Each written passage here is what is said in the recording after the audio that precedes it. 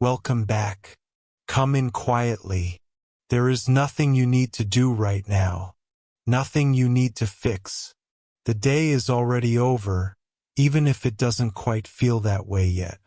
Right now, there is only the soft weight of your body, the steady rhythm of your breath, and this quiet moment that belongs entirely to you. You are safe. The room is still. The world outside can wait. You have done enough for today. And now, finally, you are here. And yet, even here, even in this quiet, something in your mind may still be moving. Because sometimes, when everything else goes silent, the mind turns towards certain things, certain moments, memories that arrive without warning, small ones, strange ones, moments you thought were long gone, suddenly returning with a clarity that feels almost too real. Maybe it was something you said, a pause that lasted just a second too long, a look on someone's face you can't quite forget. Or maybe it's something older, something distant, that somehow still knows how to find you in the dark. And as you lie here, ready for sleep, your body tired, your mind begins replaying it, again and again. If this feels familiar, there is nothing wrong with you. In fact, what is happening right now is something your brain was designed to do. And tonight, slowly, gently, without rushing anything at all, we are going to understand why. There is a particular quality to nighttime thinking that is unlike any other kind of thinking you do. During the day, your mind is occupied with the world. You move through rooms, you have conversations, you respond to things as they arise, you solve the small and medium-sized problems that make up the texture of a day. You make decisions, where to sit, what to say, which email to answer first, whether to take the long way home. Your thoughts are mostly outward-facing, mostly practical, mostly anchored in the present moment. The day has a kind of pull to it, a forward momentum that carries you from one moment to the next without much opportunity for anything else. And in that forward motion, certain things stay quiet. Certain memories rest in their places, undisturbed, in whatever neural storehouse holds them. They are not gone. They are simply not active, not called upon, not rising to the surface. The demands of the day hold the foreground. Everything else waits. But then the day ends. It ends gradually, the way most endings happen, not all at once, but in slow increments. The light changes, moving from the bright practicality of afternoon through the warmer, softer tones of evening. The sounds outside change, the ambient hum of activity gradually thinning, replaced by longer stretches of quiet. The temperature drops slightly. The conversations stop. The screens go dark.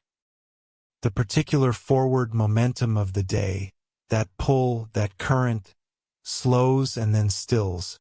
And your body, which has been in motion and engagement all day, begins its long, slow preparation for something it does every night, something it absolutely requires, something that is as fundamental to your survival as eating or drinking. Your body begins to prepare for sleep, and as it does, your mind, your restless, self-reflecting, endlessly searching mind, turns inward. And inward is where those memories live. This inward turn is not random. It is not arbitrary. It is a specific and identifiable neurological phenomenon, one that scientists have been studying for decades with increasingly sophisticated tools and methods. And to understand it, we need to spend a little time with one of the most important networks in the human brain. A network that became famous in neuroscience not for what it does when you are busy, but for what it does when you are not. Scientists who study the brain have a beautiful and slightly counterintuitive name for this network. They call it the default mode network, the DMN. Default because this is what the brain defaults to in the absence of outward-directed demands. The brain's resting state, what the mind does when it is left, even briefly, to its own devices.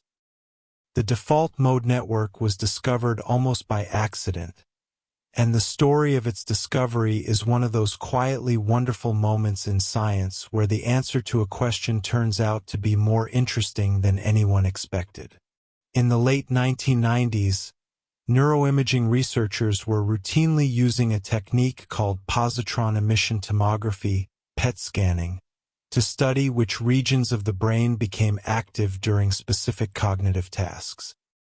The standard approach was to show participants a task, measure brain activity during the task, and then compare it to brain activity during a resting period between tasks.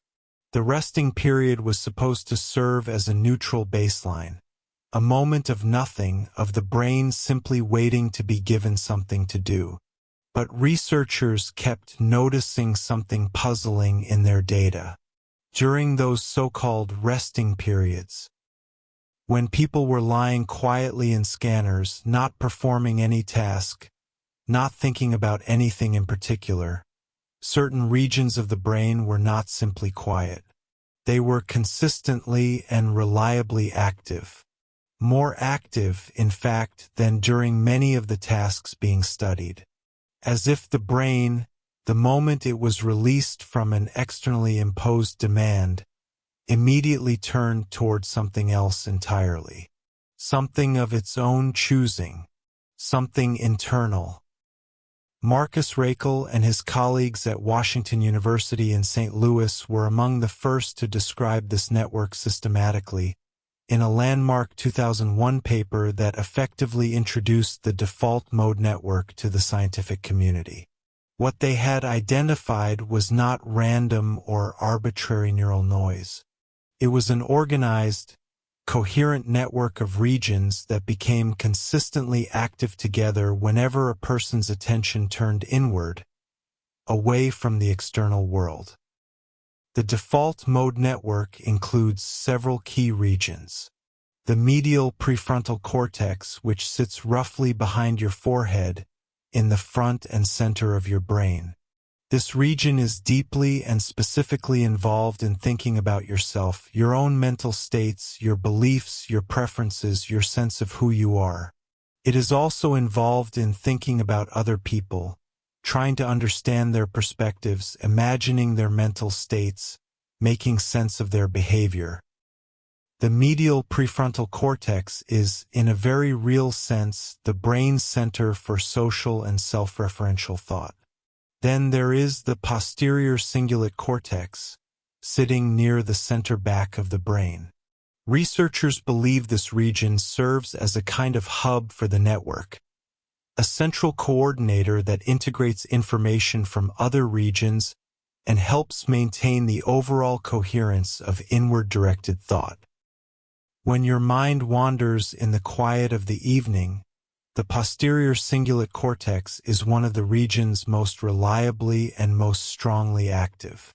There is also the hippocampus, which you may already know as the brain's primary memory structure, the region most essential for the formation and retrieval of personal, episodic memories, the memories of specific experiences in your life, and the angular gyrus and the precuneus and other structures that connect memory to meaning, past experience to present identity, the factual content of what happened to the emotional significance of what it meant. When all of these regions are active together, when the default mode network is running at full capacity, you are engaged in something deeply personal. You are remembering your past. You are imagining possible futures. You are thinking about other people and how they see you, and about yourself and how you fit into the social world around you. You are constructing meaning from experience. You are telling yourself the story of your life. This is what the human brain does when it is left alone. This is its default, its natural resting state. Not nothing, something very specific and very rich. The inward turn of a mind that is always working, even when it appears to be at rest. And researchers have found that the default mode network is particularly active at night. Particularly active in the quiet, dark hours before sleep. Particularly active precisely when the external world has gone still and there is nothing urgent competing for the brain's attention. The quieter the external environment, the more freely and fully the default mode network runs. The more the day's demands release their grip, the deeper the inward turn. And so the question becomes, when the default mode network takes over in the quiet of the night, when the inward turn is at its most complete, what does it turn toward? Turns toward you, your relationships, your past, the experiences that have shaped you, the moments that carried emotional weight. And here is where the particular and often uncomfortable character of nighttime thinking becomes most important to understand. Because the default mode network does not drift equally toward all memories.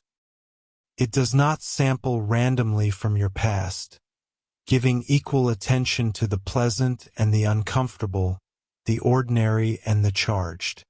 It is drawn with remarkable, almost frustrating consistency toward the memories that carry emotional weight, toward the experiences that are unfinished in some way, incomplete, not fully processed, not fully integrated into your understanding of yourself and your life. And among all the kinds of emotionally weighted memories that the default mode network is drawn to, it has a particular and well-documented affinity for the ones that carry the specific flavor of social pain, of embarrassment and awkwardness, and the particular discomfort of having been seen in a way you did not want to be seen, of having made a mistake in front of others, of having felt, even for a moment, that you fell short of whatever standard the situation seemed to require. You already know this. You have felt it many times. You lie there in the dark, tired and entirely ready for sleep, and your mind skips past 100,000 pleasant, neutral, ordinary memories. The good meal you had, the conversation that went well, the quiet moment of contentment last Tuesday when the light was coming through the window in a particular way, and lands with what feels like almost deliberate and uncanny precision on that one thing. That one moment. The memory that makes you close your eyes a little tighter, that makes your breath catch slightly, that makes your body tighten in a way that is entirely involuntary, that makes you want, even now, even in the privacy of your own darkened room, to look away from the inside of your own mind. Why? Why does the brain do this? Why, of all the vast and varied material of your life, does it choose this? The answer is beautiful in its own strange way, and much kinder than it first appears. To truly understand why your brain replays embarrassing memories at night, we need to spend some time with a fundamental truth about memory that changes everything once it really settles in. A truth that is counterintuitive and somewhat startling, and that neuroscientists spent many decades establishing against a prevailing scientific consensus that said the opposite. Memory is not a filing system. It is not an archive. It is not a library where experiences are stored intact, waiting on their shelves to be retrieved exactly as they were placed there. This is the intuitive model most of us carry. The sense that memories exist somewhere in the brain in a fixed form, like photographs or recordings, perfectly preserved, available for exact playback whenever we choose to access them. This model is wrong, entirely and completely wrong. And understanding how it is wrong is one of the most important things you can know about your own mind. Memory is construction. Every single time you remember something, every time you bring a past experience into conscious awareness, your brain is actively building that memory in real time. It is gathering fragments from different storage locations across different brain regions, assembling the visual details and the sounds and the felt sensations and the emotional context and the narrative meaning, and stitching all of these fragments together into something that feels seamless and whole and continuous. The experience of remembering feels like accessing something that was already there, complete and waiting. But what is actually happening is far more dynamic than that. The brain is reconstructing the memory from scratch every time, using the pieces it has stored as raw material. And here is where it gets truly remarkable and truly relevant to what you experience lying awake at night. This process of reconstruction is also always simultaneously a process of potential revision. When a memory is retrieved, when it is pulled out of storage and reconstructed in conscious awareness, it does not remain in that conscious state without consequence. It enters what neuroscientists call a labile state, a malleable, unstable, vulnerable state. For a window of time, potentially several hours after being retrieved, the memory is open to change. It can be updated, influenced, altered by the context of the current moment, by the emotions present right now, by new information that was not available when the memory was originally formed. And then it is stored again, re-encoded into long-term memory, but not identically to how it was before. It is stored again with whatever modifications have been introduced during the labile window, slightly different from how it was. Perhaps the emotional tone has been adjusted. Perhaps a detail has been subtly revised. Perhaps the narrative interpretation, the story you tell yourself about what the memory means, has been updated to account for something you have learned since. This process is called memory reconsolidation, and it was among the most significant and far-reaching discoveries in neuroscience of the past 30 years. The breakthrough work was done in the late 1990s and early 2000s by researchers including Karim Nader, Glenn Schaaf, and Nobel laureate Joseph Ledoux at New York University, who showed in a series of elegant experiments that even well-consolidated long-term memories that had been stable for months or years, could be destabilized and altered simply by the process of recalling them. The scientific community was slow to accept this finding because it ran so directly against the dominant model of how memory worked. But the evidence was compelling and has since been replicated many times across many species, including humans. The implications of reconsolidation for our understanding of nighttime rumination are profound and in some ways quite comforting. When your brain replays an embarrassing memory in the quiet of the evening, it is not simply retrieving a fixed, immutable record and subjecting you to an exact replay of the original pain. It is reconstructing the memory, holding it open in a labile state, and, in doing so, creating the possibility of revision. The brain is not tormenting you with something frozen and final. It is working on something that is, on some level, still in progress. The brain, when it returns to these memories, is doing something. Not passively, not without purpose.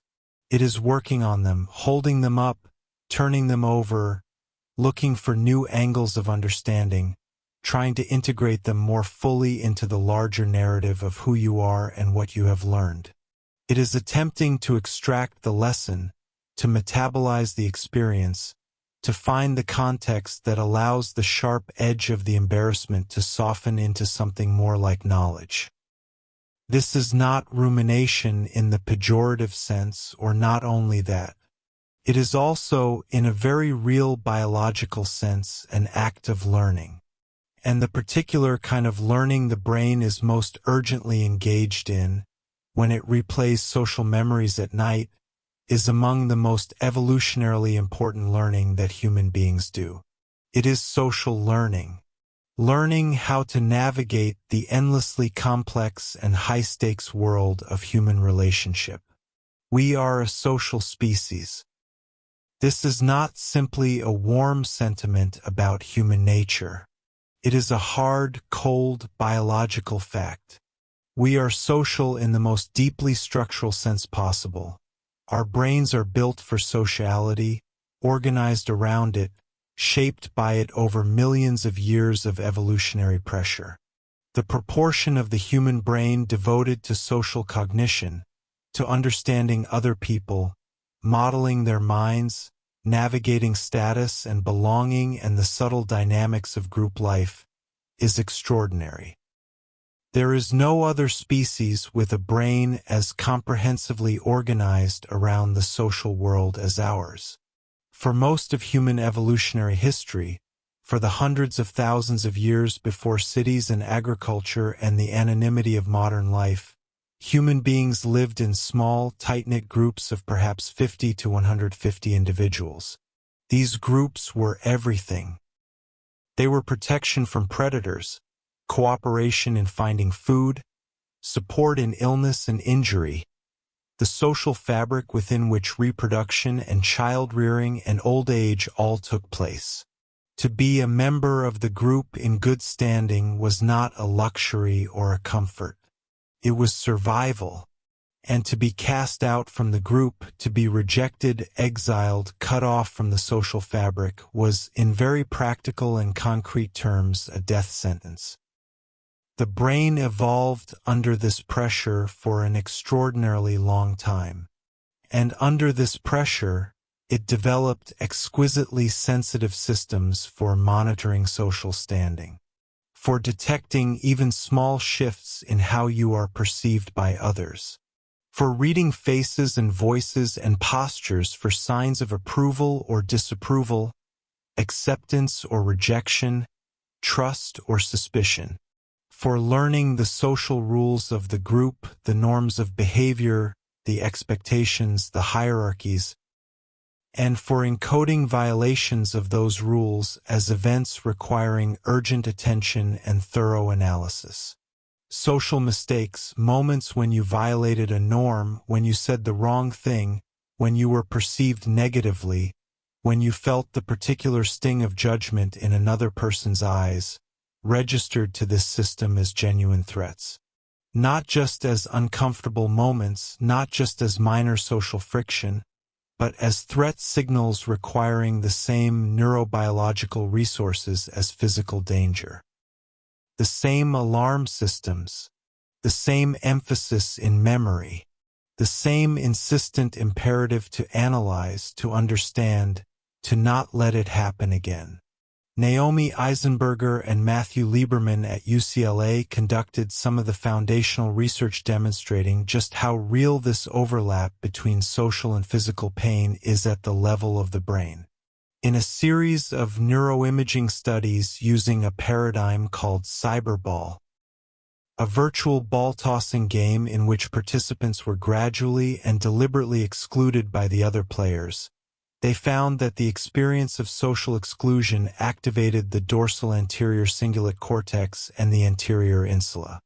These are the same regions that process the distress component of physical pain. The same regions. Social pain does not merely resemble physical pain in subjective experience. It shares its neural substrate. The sting of rejection and the sting of a burn occupy, in a very literal neurological sense, the same territory. This is why you cannot simply decide not to care about social mistakes. This is why the intellectual knowledge that something was minor or inconsequential does not necessarily translate into feeling that it was minor or inconsequential. The systems that process social pain are older than the systems that process rational thought. They are faster, they are more powerful in terms of their influence on attention and memory, and they do not reliably listen to the newer, more sophisticated parts of the brain that can put things in perspective. And so when the memory surfaces at night, when the default mode network, in its restless and emotionally attuned nighttime searching, pulls up that awkward moment, that social stumble, that instance of being seen in a way you did not want to be seen, the brain does not experience this as a minor inconvenience to be quickly filed away. It experiences it as something that matters, something that deserves attention, something the brain believes, based on its very ancient and deeply embedded programming, is genuinely important to understand. This is the brain's version of care.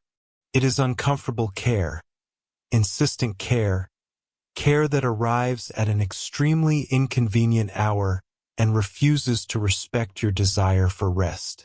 But it is care nonetheless. The brain is not doing this to you. It is doing it for you, or trying to. It is trying to make you safer socially, trying to help you learn, to adapt, to do better in the complex and perpetually high-stakes territory of human relationship. And that, when you hold it quietly for a moment, when you let it be true without fighting it, has a certain gentleness to it, a certain rightness. Your brain is taking care of you in the only way it knows how, according to programming that predates you by hundreds of thousands of years. You are being cared for, even in the discomfort, even in the dark. You are safe right now. Completely, entirely safe. Whatever that memory contains, whatever the specific texture of the moment your mind has been returning to, it is in the past. It happened in some other room on some other day, to a version of you that was doing the best it could with what it had. That version of you is not in trouble anymore. The moment is over. The people in it have moved on. The world continued. And right now, in this moment, in this room, in this quiet, you are simply here, lying down, breathing, being held by the gentle gravity of the bed and the night. There is no audience. There is no performance. There is nothing to get right. Let your body receive that.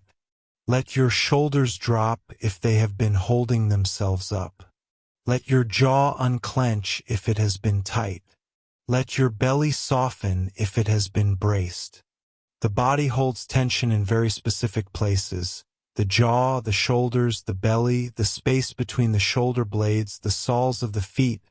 And most of the time we do not notice how much we are holding until we give ourselves permission to let it go. You have permission to let it go. Not the memory. Not the experience. Not the learning the brain is trying to do. Just the physical tension of carrying it. The body does not need to be rigid to process emotional experience. It can do its processing in softness, in stillness, in the gentle dark. Now let us talk about something that is crucial to understanding why nighttime, specifically, has this quality of amplifying difficult thoughts. Why the memories that were manageable at noon become so much louder and more insistent at midnight. Why the mind that functioned perfectly well through the afternoon can seem, in the quiet hours before sleep, to lose its capacity for proportion and perspective. The answer involves a region of the brain you have almost certainly heard of, the prefrontal cortex.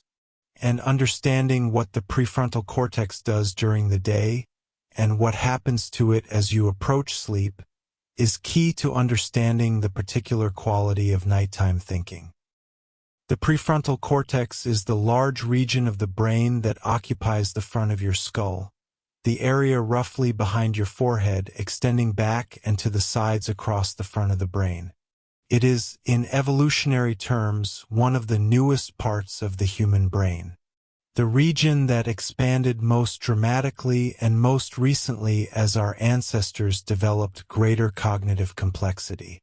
and it is responsible for what neuroscientists call executive functions, the higher-order cognitive capacities that allow you to plan, reason, regulate your emotions, consider consequences, inhibit impulsive responses, and maintain what psychologists call cognitive control.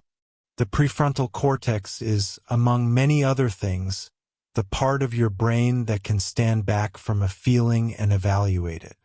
That can say, in the midst of emotional experience, wait, let me put this in perspective. That can take the raw signal of an emotion, the hot, urgent, immediate feeling, and translate it into something more nuanced, more contextual, more manageable. The prefrontal cortex is the part of you that knows, when you feel the sudden flash of social embarrassment, that the feeling, however intense, is not the whole truth. That the moment, however significant it felt, is a small part of a much larger story. That the judgment you felt in someone else's eyes may have been partly or entirely a projection of your own self-evaluation.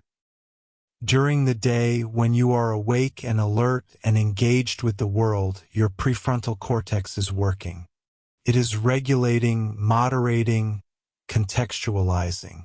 It is maintaining the balance between the emotional urgency of the limbic system, the brain's older, more reactive emotional centers, and the reflective, measured perspective of higher cognition. This does not mean you feel nothing during the day. Of course you feel things. But the prefrontal cortex helps to keep those feelings from taking complete control, helps to maintain a kind of equilibrium, helps you to function effectively and move through your day even in the presence of difficult emotions. As you approach sleep, something fundamental changes. The prefrontal cortex does not simply stop working all at once, but its level of activity and its regulatory influence gradually decreases as the brain shifts from waking to the initial stages of sleep. This is a normal, healthy, entirely necessary part of the sleep process. The brain needs to hand over its operations from the executive, outward-facing systems of waking cognition to the different and equally important systems of sleep, the systems involved in memory consolidation, in cellular repair, in the processing of emotional experience, in the strange and beautiful internal world of dreaming.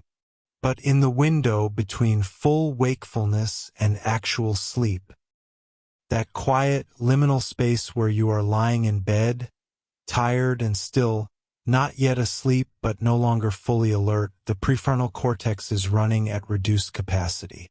Its regulatory influence is diminished.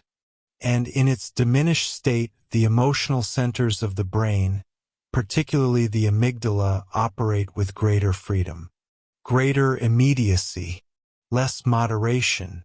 The amygdala, this small, almond-shaped structure buried deep in the temporal lobe of the brain, is the brain's primary emotional alarm system.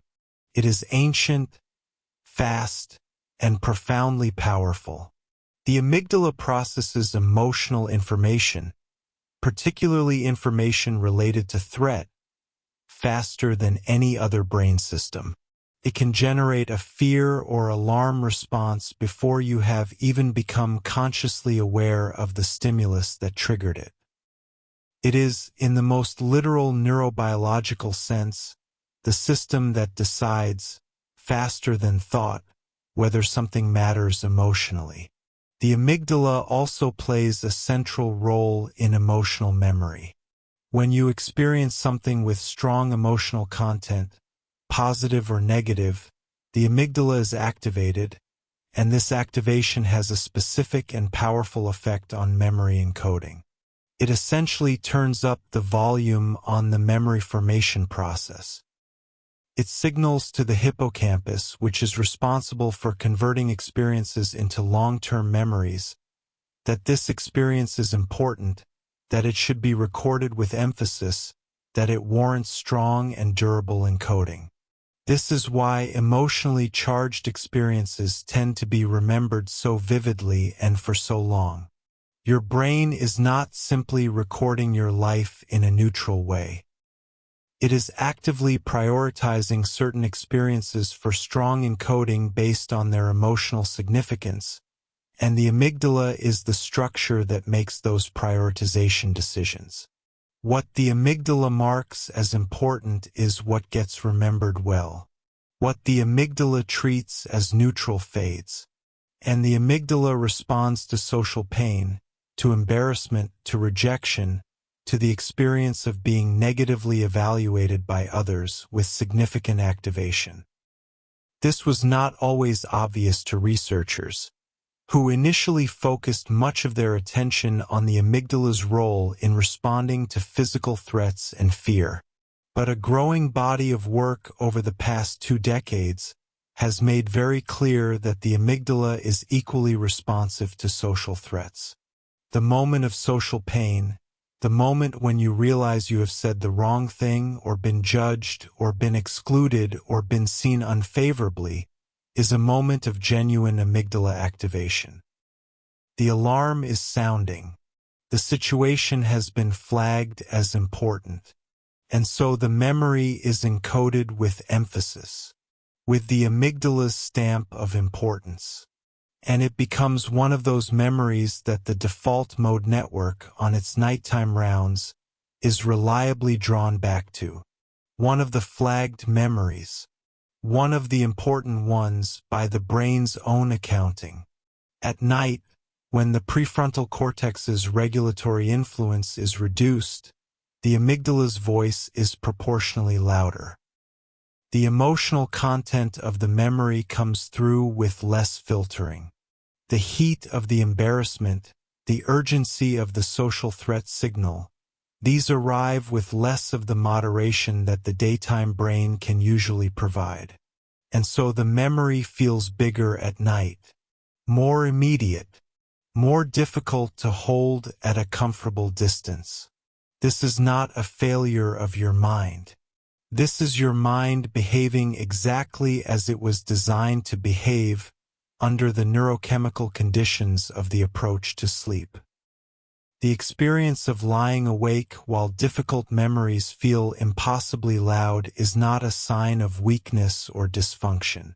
It is a sign of a brain that is doing precisely what it is built to do in the specific conditions that nighttime creates. Understanding this, truly understanding it, letting it sink from the level of words into the level of felt knowledge, can do something very specific and very useful. It can create a small but meaningful distance between you and the experience. The memory is loud right now, yes, because the conditions are right for it to be loud. Because the prefrontal cortex is winding down, and the amygdala is running relatively freely, and the default mode network is in full operation, and everything about this moment is structurally designed to bring emotionally significant memories to the foreground. This is what is happening. It is not a verdict on the memory's importance. It is not a message from some deeper, truer part of you that has finally decided to speak. It is the nighttime brain doing its nighttime thing. By morning, when the prefrontal cortex is back online, when the amygdala is running with its usual regulatory counterbalance, when the outward demands of the day are beginning to occupy the foreground, the memory will feel different. Not because anything about it will have fundamentally changed, but because the neurological conditions in which you are experiencing it will be different. The volume will come down. The proportion will return. The memory will be what it always was, a moment from your past that carries some emotional weight, rather than the enormous and urgent thing it seems to be at 2 in the morning. There is another layer to this that is worth exploring at length, because it speaks to something very fundamental about the architecture of human thought. About the relationship between the environment around you and the loudness of what is happening inside you. During the day, your mind is embedded in a rich and constant stream of external input. Conversations, sounds, images, tasks, demands, the small physical sensations of moving through the world. All of this incoming information occupies a significant portion of your attentional capacity, and it does something very specific in relation to your internal thoughts. It competes with them. It dilutes them. It pushes them toward the background, toward the margins of conscious awareness, simply by occupying the foreground. Think about it this way. Your capacity for conscious attention is finite, not infinitely expandable. The space of what you can be aware of at any given moment has limits. During the day, much of that space is filled with the external world, with responding, processing, navigating, engaging. The internal world, including the memories and thoughts and feelings that are always present somewhere in the background, must share that limited attentional space with everything outside you. And the outside is insistent and immediate and demanding. It gets a lot of the space. At night, in the dark and the quiet, the external world withdraws. The sounds diminish. The visual world disappears. There is nothing demanding your attention from outside. And in that absence, the internal world expands to fill the available space. The thoughts that were present all day but quiet become prominent. The memories that were there but diluted by the noise of the day suddenly have room to spread out. The emotional material that was manageable in the company of all that external stimulation now encounters far less competition. This is sometimes called the reduction of cognitive interference. Cognitive interference is the way that external demands naturally and automatically suppress certain internal signals simply by occupying attentional resources. When interference is high during a busy, stimulating day, internal signals, including distressing ones, are partially suppressed. When interference is low in the quiet of the night, those same signals are released. They grow louder not because they have changed, but because the things that were muffling them are no longer present. This is why music or podcasts or other gentle external stimulation can help some people fall asleep more easily. They provide mild cognitive interference, a soft background of external input that keeps the most difficult internal signals from completely dominating the attentional space. It is not that the distraction makes the thoughts disappear. It is that it gives them something to share space with, something to compete with, something to dilute their otherwise undivided claim on your awareness. And it is why you might find, lying here right now, listening to this voice, that the memory which was so loud a little while ago is perhaps very slightly less loud now. Not gone, but sharing the space.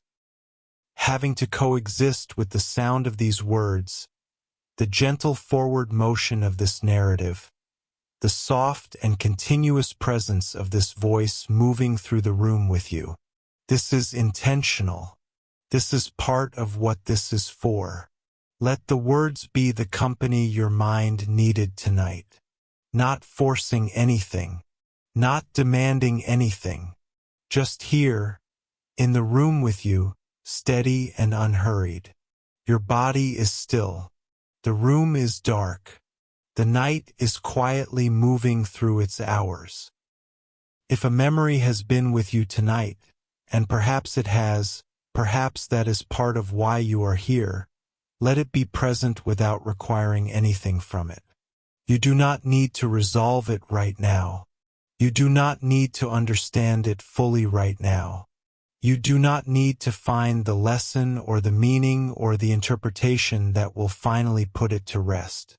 You do not need to do any of that tonight. The brain is already working on it in ways that you cannot consciously direct and do not need to. The work continues quietly and persistently, even as you move towards sleep, even after you are fully asleep. especially after you are fully asleep. You can trust that. You can trust the process that has been working on your behalf every night for as long as you have been alive. Let us talk about what happens during sleep specifically, because sleep is not simply the absence of being awake. It is not merely a blank interval, a pause in consciousness while the body rests. It is one of the most biologically active states the human system enters. Sleep is where much of the most important work happens. The work of repair, of consolidation, of processing, of integration. And for the emotional material we have been discussing, the embarrassing memories, the social pain, the nighttime replay, sleep does something quite remarkable.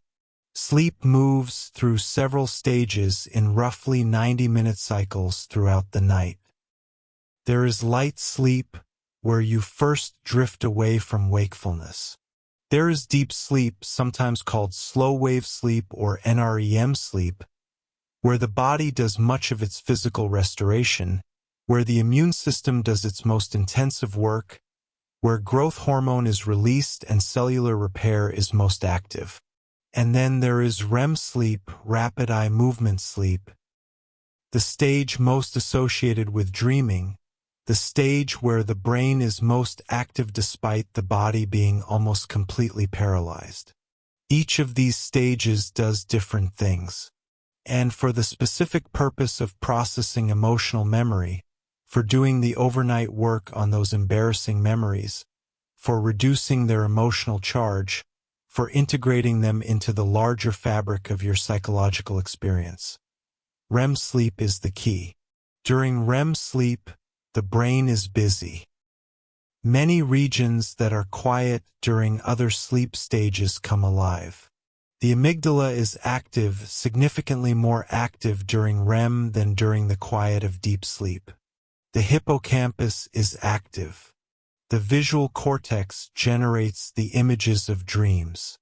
The motor cortex is periodically active, producing the small movements that the body's sleep paralysis suppresses. From the outside, you look completely still. From the inside, neurologically speaking, you are in a state of considerable activity. But here is the most remarkable and most directly relevant thing about REM sleep. During REM, levels of a neurochemical called noradrenaline, also called norepinephrine, drop to their lowest point of the entire 24-hour cycle. Noradrenaline is a stress-related neurochemical, deeply involved in the arousal and anxiety responses, present throughout waking hours in concentrations that vary depending on how stressed or alert you are. During light sleep, noradrenaline levels fall from their waking baseline. During deep sleep, they fall further. But during REM sleep, they reach a level that is almost undetectable. Essentially zero.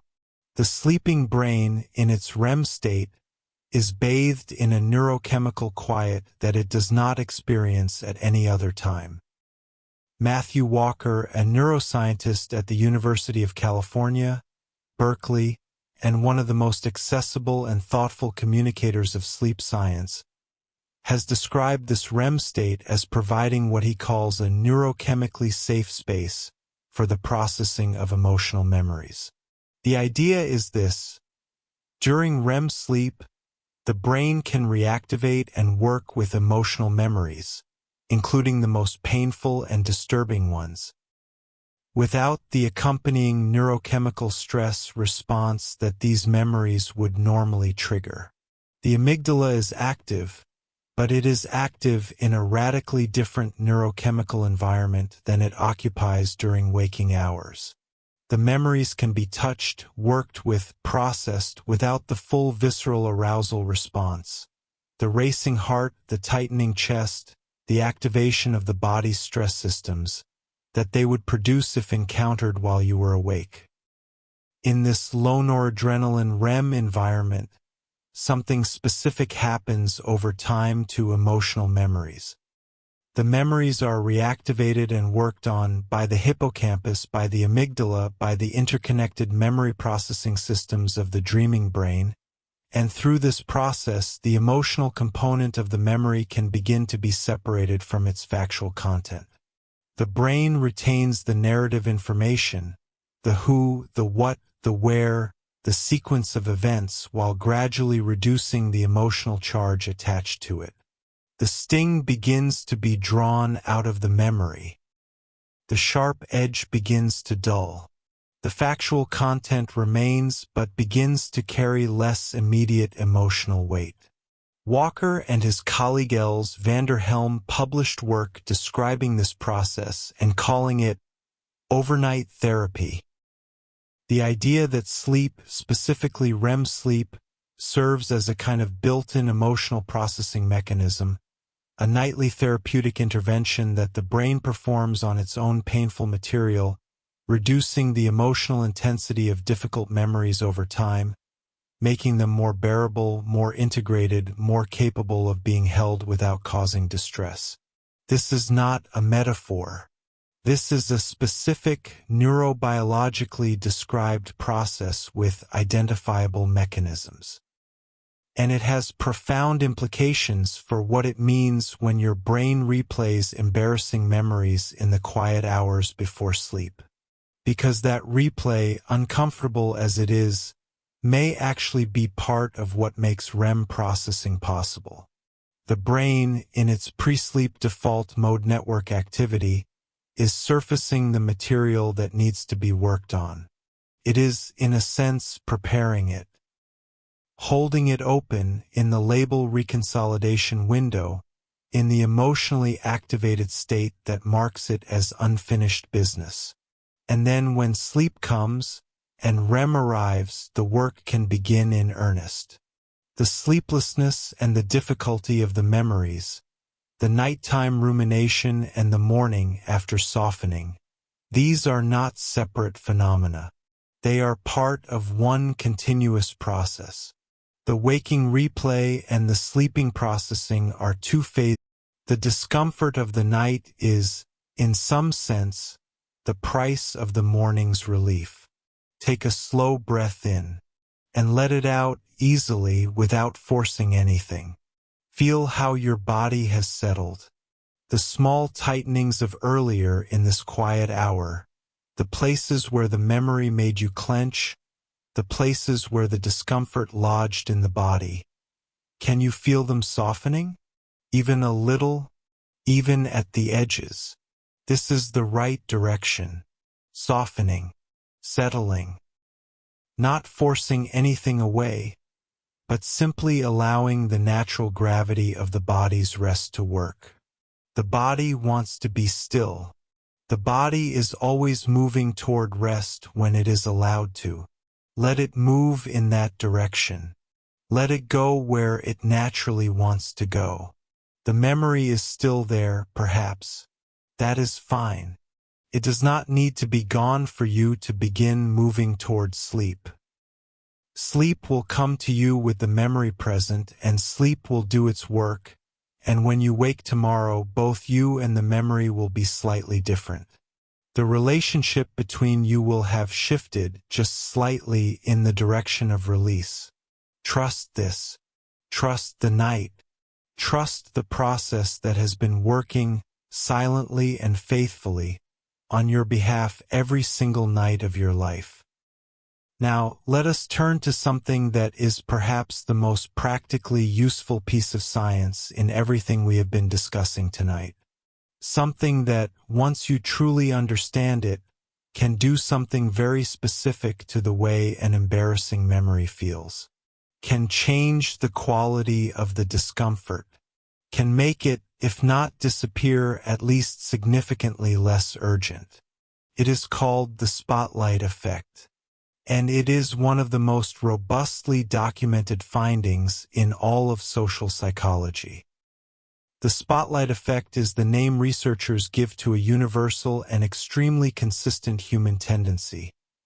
The tendency to dramatically, substantially overestimate how much other people notice and remember our mistakes, our awkward moments, our social missteps, our embarrassing behaviors.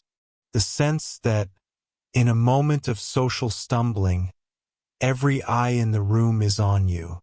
That the people around you are watching with focused and detailed attention, recording what is happening, and will remember it. The feeling of being in a spotlight, visible, exposed, observable. This feeling, though it is almost universal in its subjective intensity, is almost always wrong. Not slightly wrong, not off by a small margin, but substantially, dramatically, measurably incorrect. Researchers Thomas Gilovich and Kenneth Savitsky at Cornell University designed a series of elegant and somewhat uncomfortable experiments to measure the spotlight effect. In one now classic study, they asked participants to put on a t-shirt featuring a large, prominent image of Barry Manilow's face, an image that most college students in the study found embarrassing to wear, and then walk into a room that contained a number of other students. Participants were asked to estimate how many of the students in the room had noticed and would later be able to identify the face on the shirt. The participants, feeling the full subjective force of the spotlight, the certainty that their embarrassing garment was visible to everyone, that they were the object of collective attention, estimated that roughly half the other students had noticed the shirt. 46%, on average. When the other students were actually asked whether they had noticed, the real number was 23%. Less than half what the wearers had estimated. Despite the shirt being prominent and objectively unusual, fewer than 1 in 4 of the other people in the room had taken sufficient notice of it to later remember it. And the Barry Manilow study measured only noticing, only the initial registration of the garment. Memory is even more forgiving than attention. Even among the 23% who registered the shirt in the moment, the proportion who would recall it clearly a day later, a week later, a month later would be far smaller. The other people in that room were busy. They were absorbed in their own thoughts, their own conversations, their own concerns about how they themselves were appearing and what others thought of them. Their attention was not a focus beam directed at the person in the embarrassing shirt. It was a diffuse and mostly self-directed awareness that briefly and incidentally registered some details of the environment before moving on. This is how it always is. This is how it is in every social situation, for every person in every room. Everyone is primarily absorbed in their own experience. Everyone is the protagonist of their own story, the subject of their own spotlight, the center of their own attentional world. The attention available for other people's behavior, especially minor social missteps, is minimal. It is peripheral. It barely registers. And what barely registers is almost never remembered. So the moment you are replaying right now, the moment that feels so vivid and so public, so witnessed and so recorded, was experienced by the people around you as something vanishingly small, as background almost, as the kind of thing that, if they noticed at all, they noticed once and then let go, the way you let go of 100 forgettable things every day. Their amygdalas were not activated by your mistake. The moment was not tagged as emotionally important. It was not prioritized for deep encoding. It faded, as most things fade within hours or days. You are the only one still thinking about it. You have been the only one for quite some time. And knowing this, holding this close, returning to it whenever the memory starts to feel too public, too witnessed, too permanent, can do something very specific. It can change the social threat dimension of the memory. Because part of what makes social pain so sharp is the sense of ongoing exposure, the sense that the embarrassment continues to exist in the awareness of others, that you are still being seen in the unflattering way of that moment. But if the others have let go, if they have moved on, forgotten, filed the moment as trivial or never encoded it at all, then the exposure is over. The social moment is truly, completely, unreservedly in the past. It does not continue to exist anywhere in the world except inside your own memory. You can hold that memory. You can work with it, understand it, learn from it. But you are not, by holding it, maintaining an ongoing social reality. The social moment ended.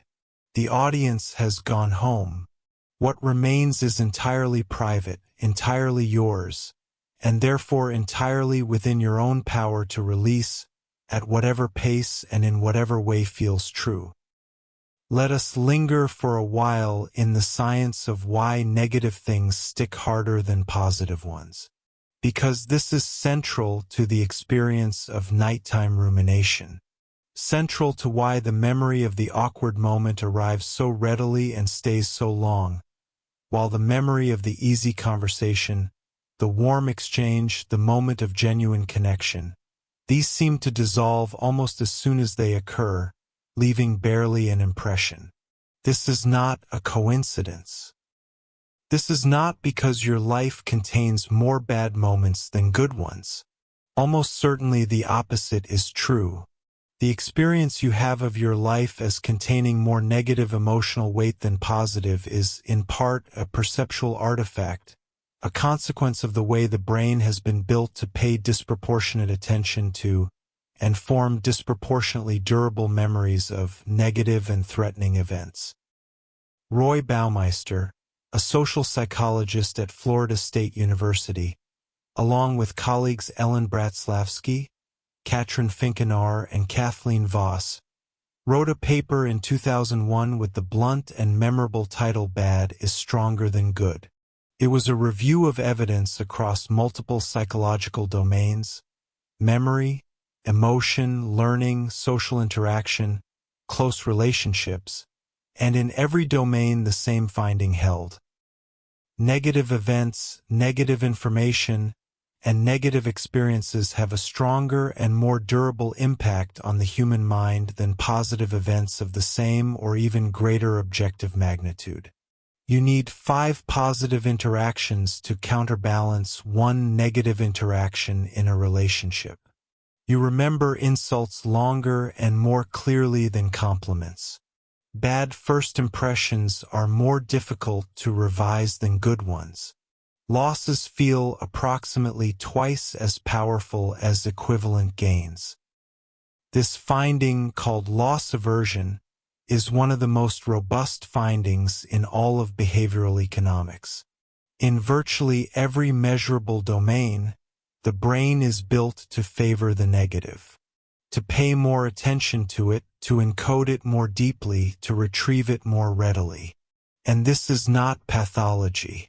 This is adaptation. This is the mind that was built in a world where threats were real and constant and often fatal, where missing a danger was far more costly than missing an opportunity. In that world, the bias toward negative information, toward threat detection, threat encoding, threat learning, was a profound survival advantage. The ancestors who were slightly better at detecting and remembering threats were slightly more likely to survive long enough to have descendants. And over thousands of generations, that slight advantage accumulated into the architecture we all carry now. The bias toward negative information is written into the deepest levels of your neural organization. It is not something you acquired through bad thinking habits or a pessimistic disposition. It is something you were born with, something every human being was born with, something that is as much a part of your biological inheritance as the shape of your hands. But in the modern world, in the safety of your bed, in a life that, by any ancestral measure, is extraordinarily free of the constant physical threats that shaped this bias. The negativity bias creates a specific and deeply unhelpful perceptual distortion. It makes your life look, from the inside of your own mind, more negative than it actually is. It makes the bad moments seem more significant and more representative than the good ones. It makes the embarrassing memory feel like a revealing truth about you, while the moments of warmth and connection and genuine competence feel like anomalies, like exceptions to a darker rule. They are not exceptions. The warmth and connection and genuine competence are at least as representative of you as the embarrassing moment, and probably more so if you were able to count honestly. The bias is a measurement error, a systematic skewing of the instruments. Your internal account of your own life is not a neutral ledger. It is a ledger that has always been tilted, by design, toward the entries in the red. Knowing this does not make the bias disappear. The brain is not susceptible to simply being told that it is wrong and immediately correcting itself. But knowing it can create a small, important gap between your experience and your interpretation of your experience. A gap in which you can say, yes, this memory is very present and very loud. And the loudness of it does not mean it is the truest thing about me. The loudness is partly a function of how the brain works, of how importance is assigned, of a very ancient evolutionary bias that does not know I am lying safely in bed in a quiet room in the 21st century. The loudness is information about my brain's operating system, not necessarily information about my worth or my character. That gap, small as it is, quiet as it might need to be, is everything. There is something even more specific to explore about the nature of embarrassment and why it has the particular quality it does, why it feels so different from other kinds of discomfort, why it carries that specific heat, that specific impulse to shrink or disappear or rewind time. This is what distinguishes it from guilt, which is about having done something wrong, or from sadness, which is about loss. Embarrassment is specifically social.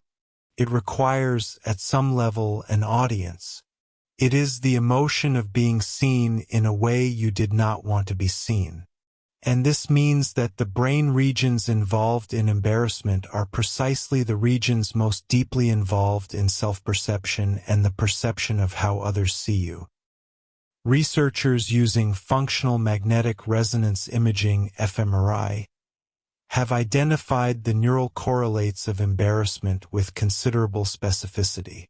A study by Sebastian Kroc and colleagues published in 2015 found that embarrassment strongly activated the anterior cingulate cortex, the medial prefrontal cortex, the anterior insula, and, critically, the amygdala.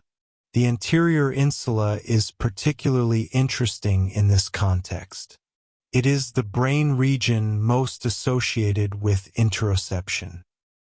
Your sense of the internal state of your own body, your felt experience of emotion as a bodily phenomenon. The anterior insula is what makes embarrassment feel the way it does. The heat in the face, the tightening in the chest, the impulse to look away, the sense of wanting to be smaller or invisible. These are insula-mediated experiences. They are the body's translation of a social evaluation into physical sensation.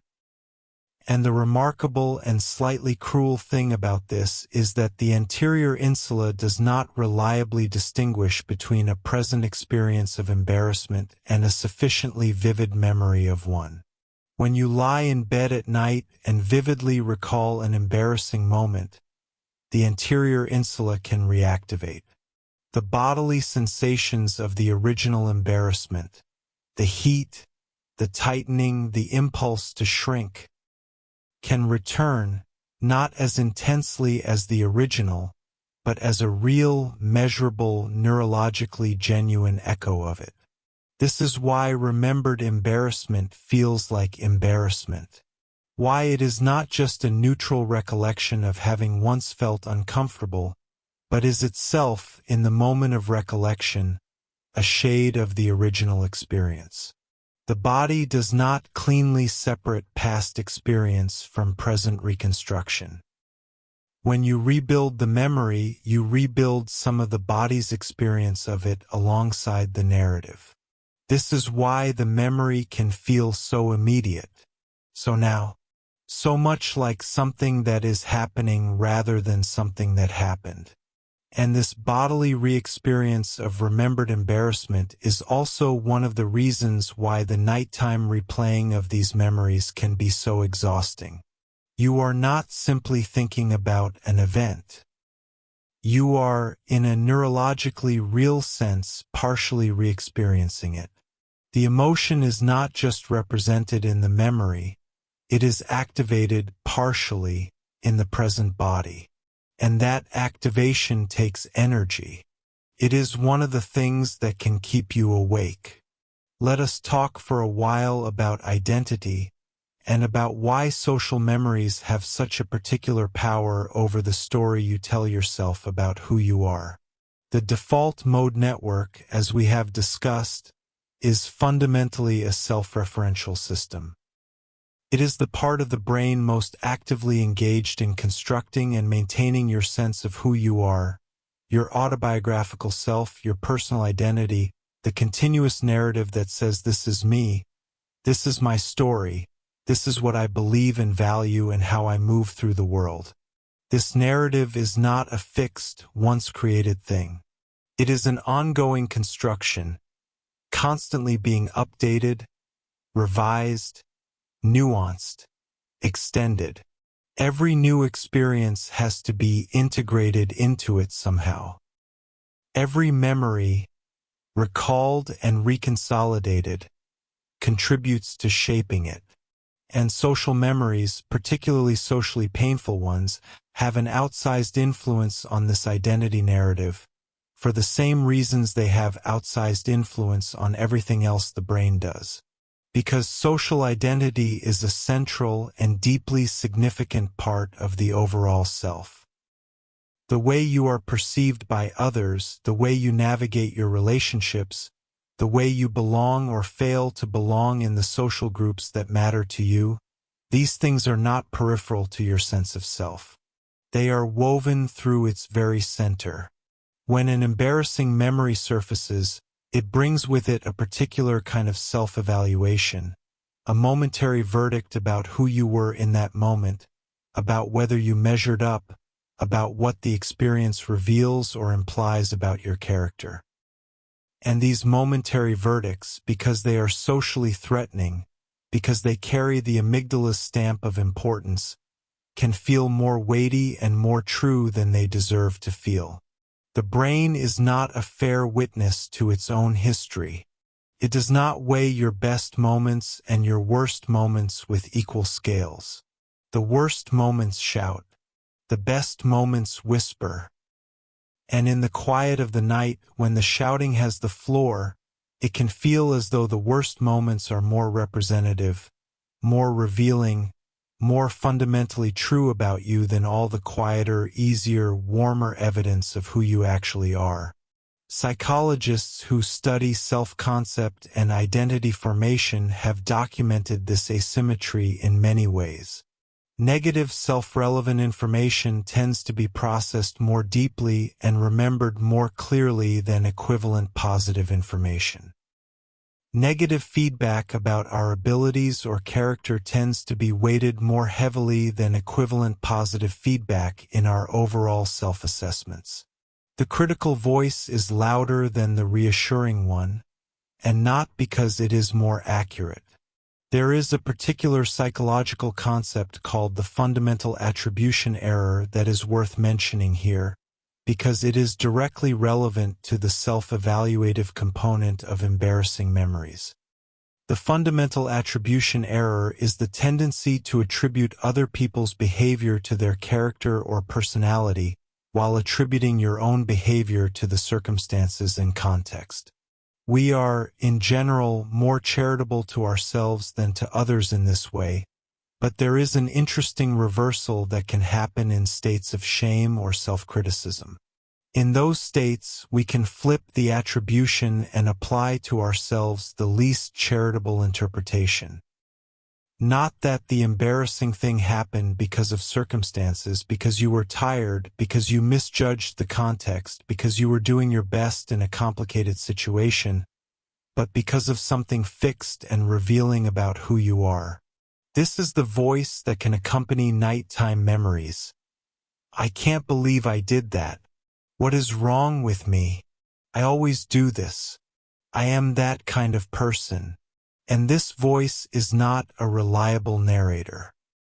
It is an evolutionary vestige speaking in the reduced regulation environment of the nighttime brain, applying the harshest possible interpretation to evidence that was always ambiguous, that always could have been read differently, that was always about a moment in time rather than a verdict on a person.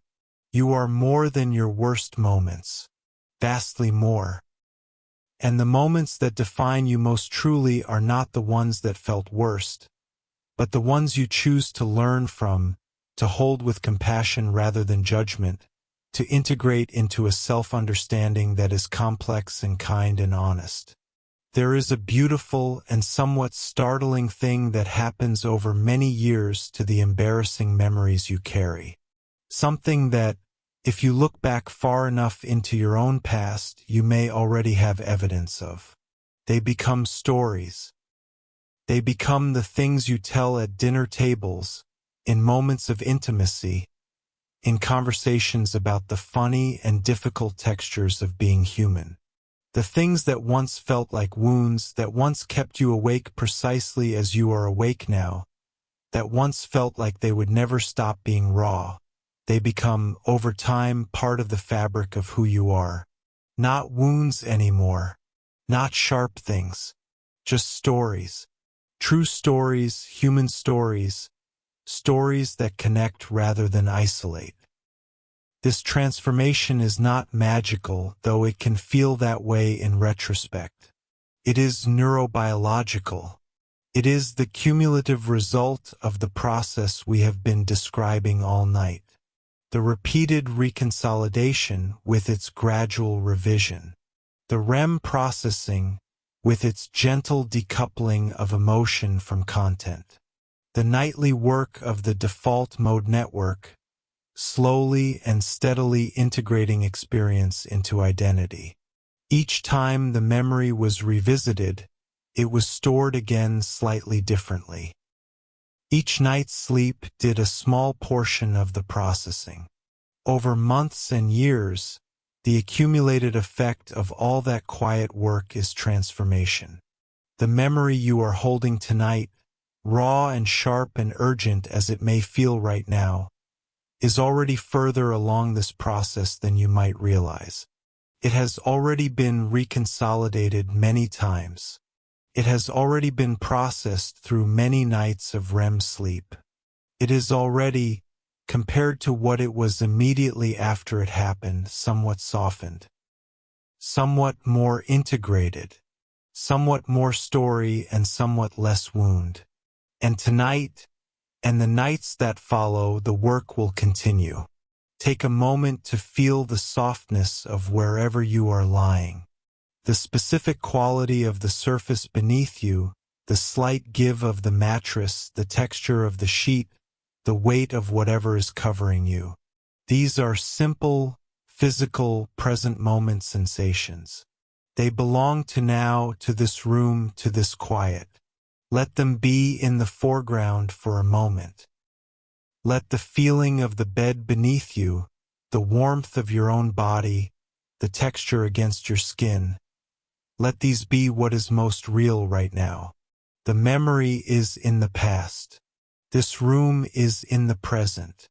The memory is reconstruction. This warmth is real. Breathe.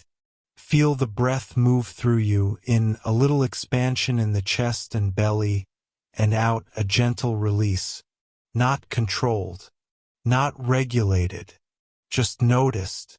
The way you might notice rain on a window, present, rhythmic, not requiring anything. Let us wander now into some of the broader context of why these experiences feel so isolating, why it can seem as though you alone are lying awake with this, that everyone around you is sleeping easily while you turn over your particular collection of difficult moments.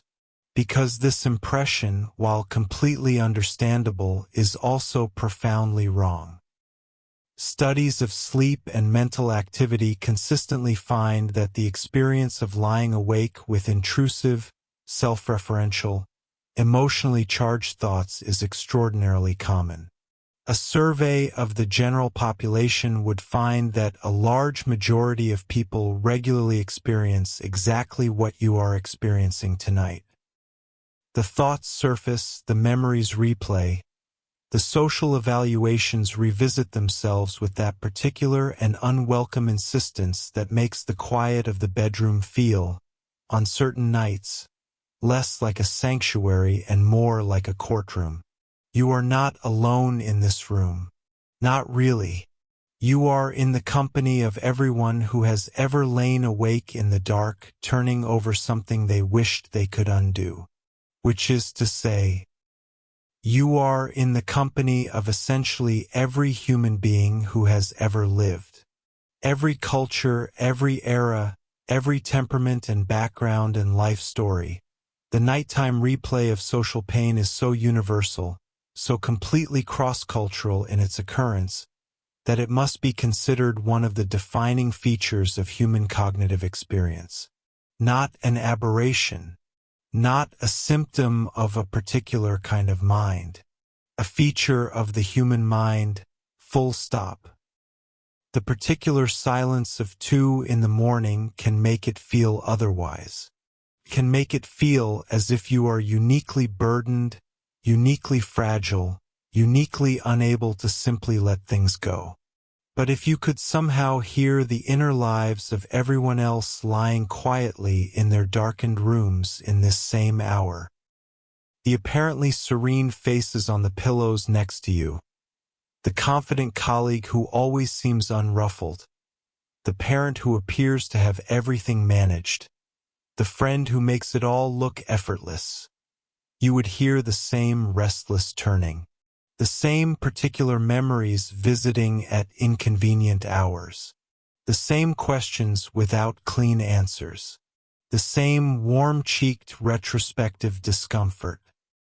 Everyone is in here with you, even though the structure of nighttime makes it feel like you are alone.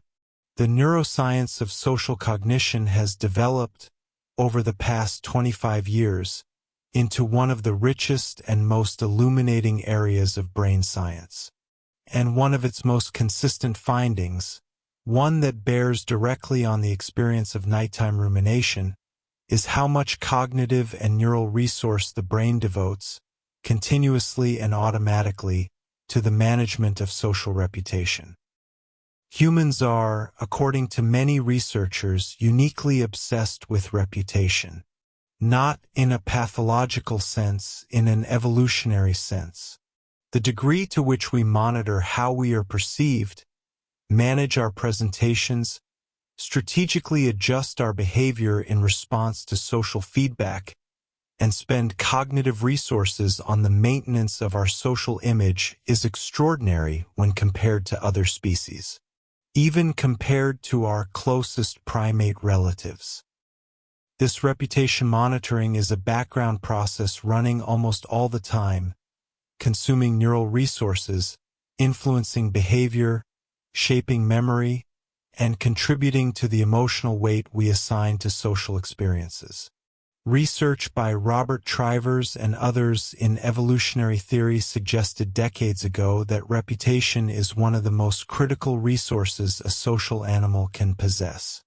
In the context of cooperation, which is the defining feature of human social organization, reputation determines who can be trusted, who will be helped, who will be treated generously. A good reputation opens social doors. A damaged reputation closes them. And because reputation is so fundamental to social access and success, the brain treats anything that threatens it as a genuine and serious threat. This is the deep logic of social anxiety more broadly. The reason so many people find social situations to be among the most stressful they encounter, even when the objective danger is minimal or non-existent. The brain's threat detection system does not distinguish between a predator in the grass and a room full of people who might be forming a negative opinion of you. Both activate the alarm. Both command attention. Both are treated at the level of the basic threat response system as requiring urgency. And when a memory carries the quality of having damaged your reputation, even slightly, even temporarily, even in front of people who have long since forgotten, the brain continues to treat it with the seriousness appropriate to a genuine threat. The threat response systems do not automatically update when the threat is resolved.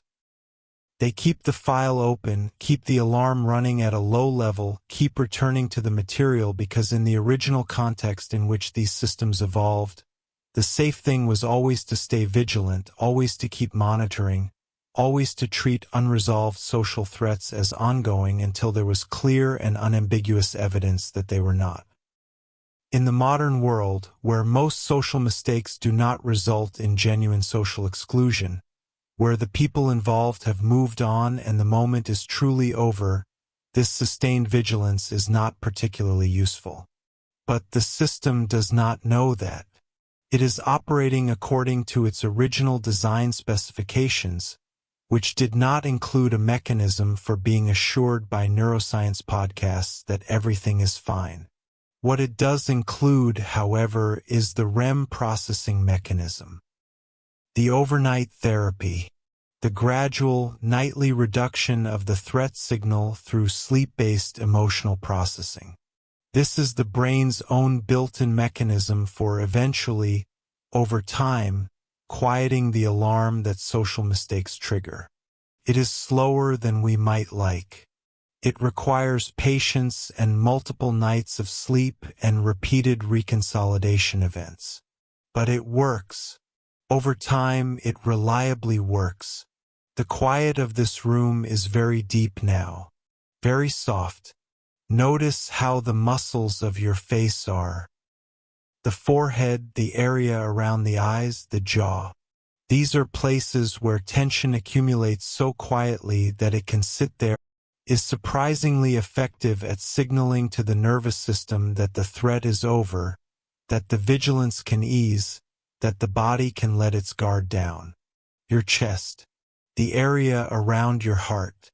Sometimes anxiety and social pain settle there as a physical tightness, a kind of bracing. See if you can soften that space. Breathe into it. Not forcibly, not in an exaggerated way, just gently directing the breath toward that area and letting the exhale carry some of the holding away. You are not in danger. You never were, in any immediate sense, in the kind of danger the brain's alarm system suggested. The alarm was responding to something real, the genuine social pain of a genuine human experience, but it set the alert level higher than the situation required. You can gently turn it down. There is one more piece of science that feels important to share before we begin the long, slow drift toward the end of this. A piece that concerns not the mechanics of memory or the neurobiology of social pain, but something more philosophical. Something about the nature of the self that the brain is so diligently, so continuously trying to protect. The self that feels so exposed in an embarrassing memory, the self whose reputation the brain monitors with such vigilance, whose social standing is treated as a matter of survival. This self is, from a certain angle of neuroscience, a construction.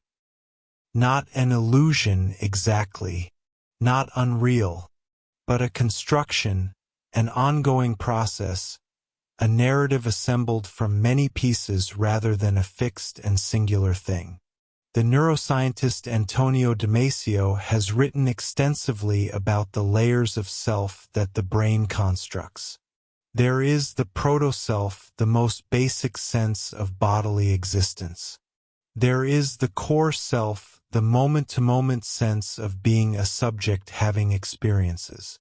And there is the autobiographical self, the narrative self, the self that exists across time, that has a history and a future and a continuous story.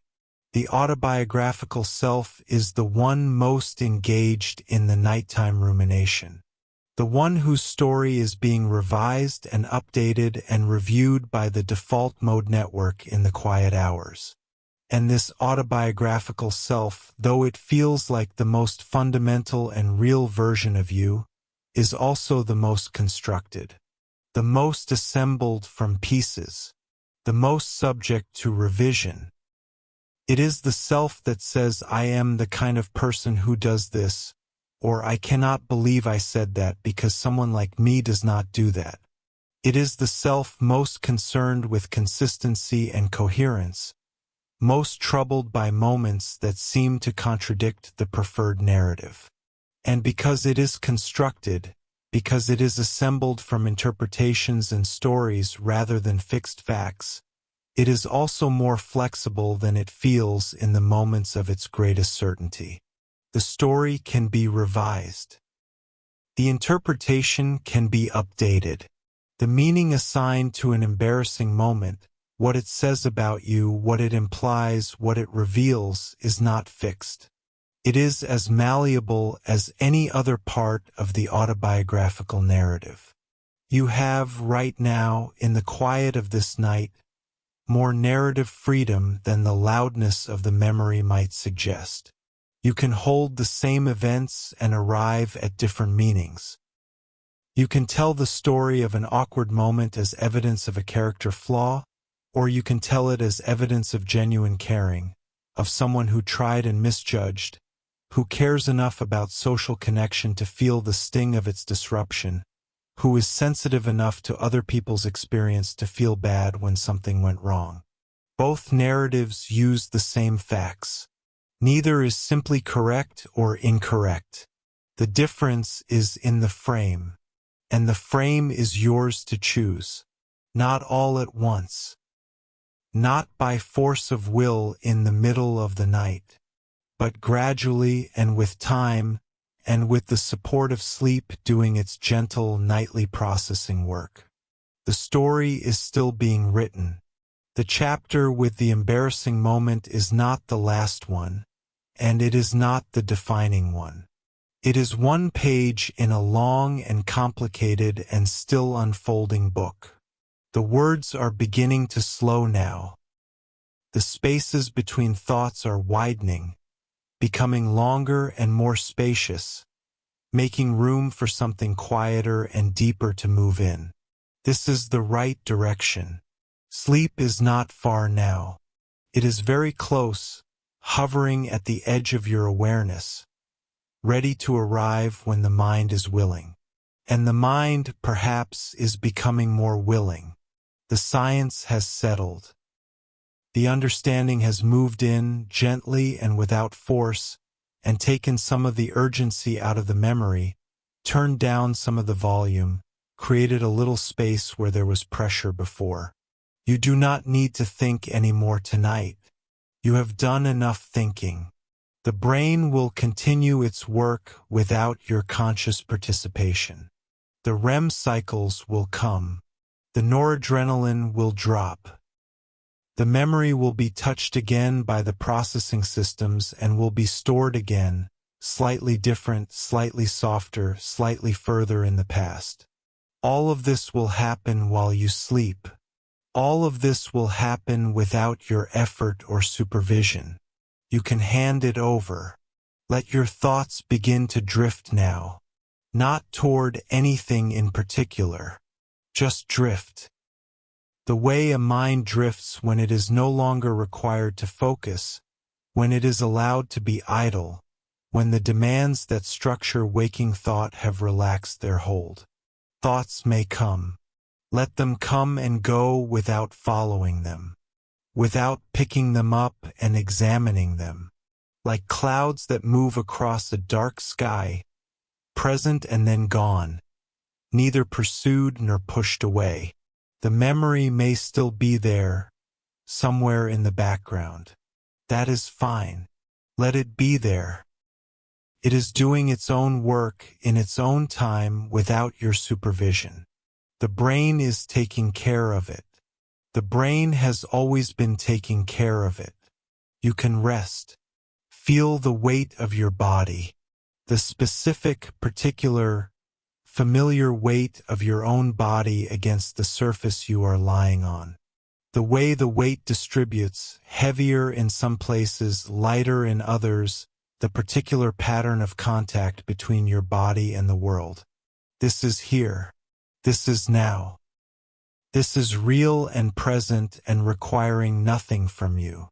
The breath, in the most consistent and the most ancient rhythm. The rhythm that continues in sleep, that will continue through the night, that has accompanied every moment of your life without your attention or your effort. You are being breathed. The body breathes itself.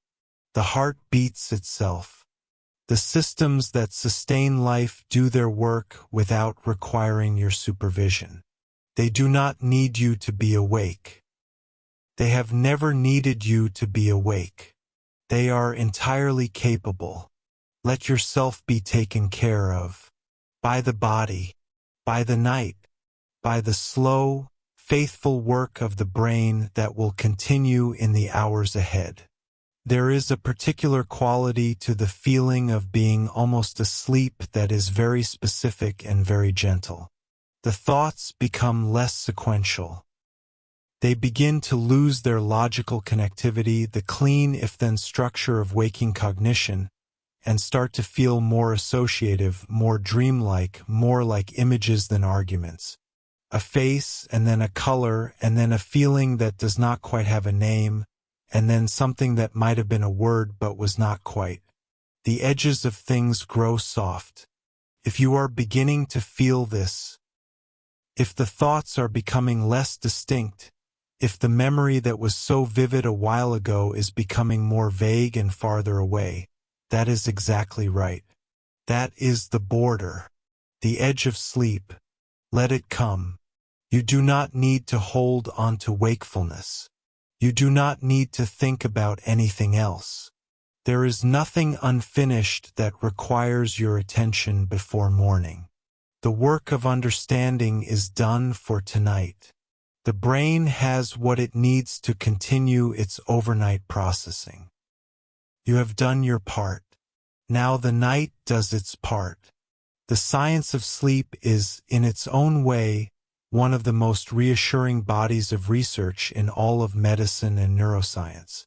Because what it tells us, at its most essential, is that the brain is extraordinarily good at taking care of itself, at repairing what is damaged, processing what is difficult, consolidating what is important, releasing what is no longer necessary. Every night, for however many decades you have been alive, the brain has been doing this faithful and diligent work. It has been softening old pains and organizing new learning and maintaining the biological systems that allow you to be here, to be yourself, to continue. It is doing this tonight, right now as you lie here. Even before you are fully asleep, the brain is already shifting toward its nighttime operations. The neurochemistry is already changing. The balance of activity between different brain systems is already beginning to shift. The journey is already underway. And when you slip fully into sleep, when the last thread of waking consciousness dissolves into the warm, unknowing dark of the first sleep stage, the work will continue. The hippocampus will be busy. The amygdala will be engaged. The slow oscillations of NREM sleep will replay and consolidate the experiences of the day. And later, in the first and second and third REM periods of the night, the specific and remarkable work of emotional processing will begin. The memory that kept you company tonight will be there in the REM state. But in the low noradrenaline quiet of REM, it will be different.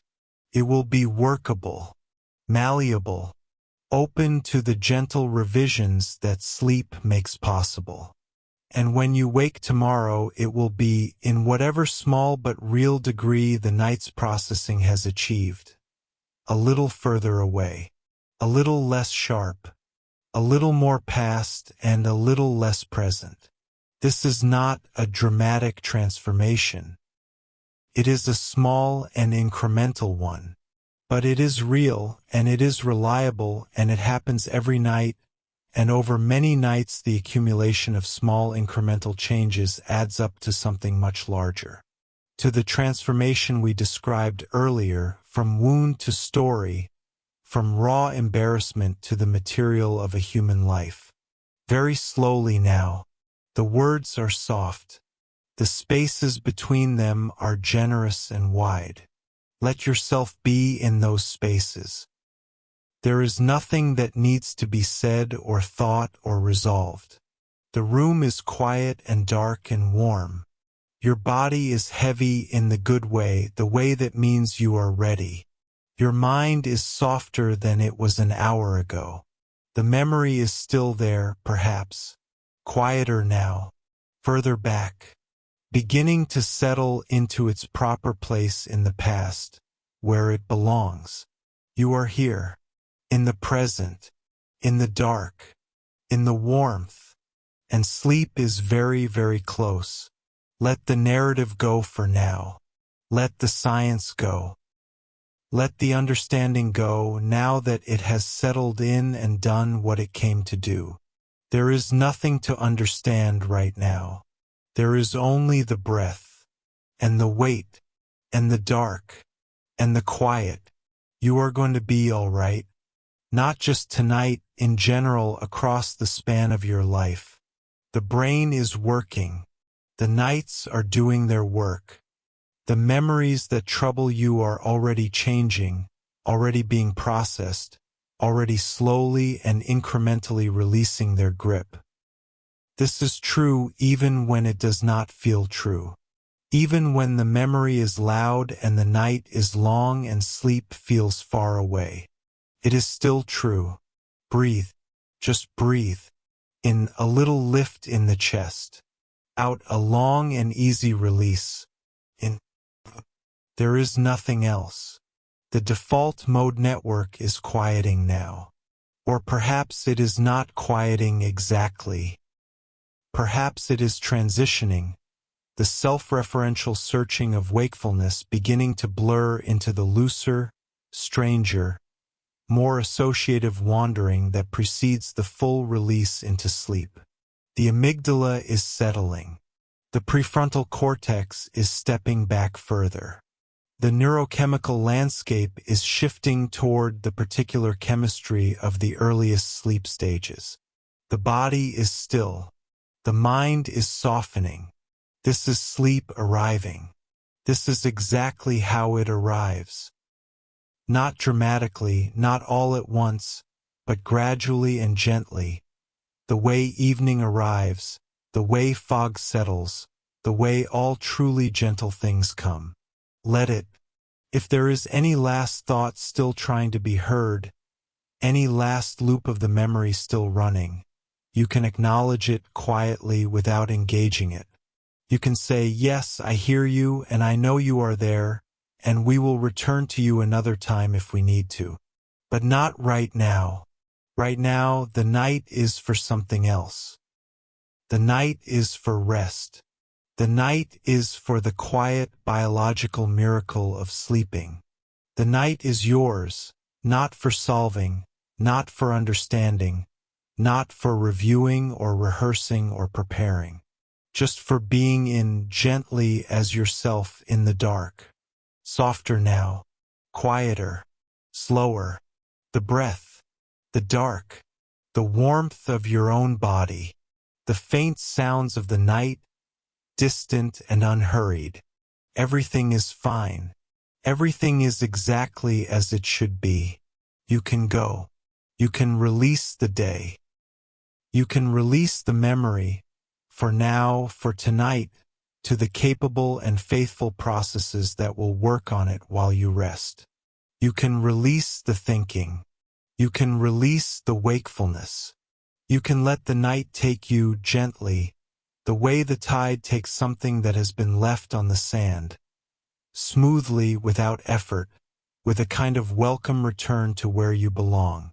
Sleep, rest, be still. The brain will do the rest. You are safe. You have always been safe. And you are going to sleep now.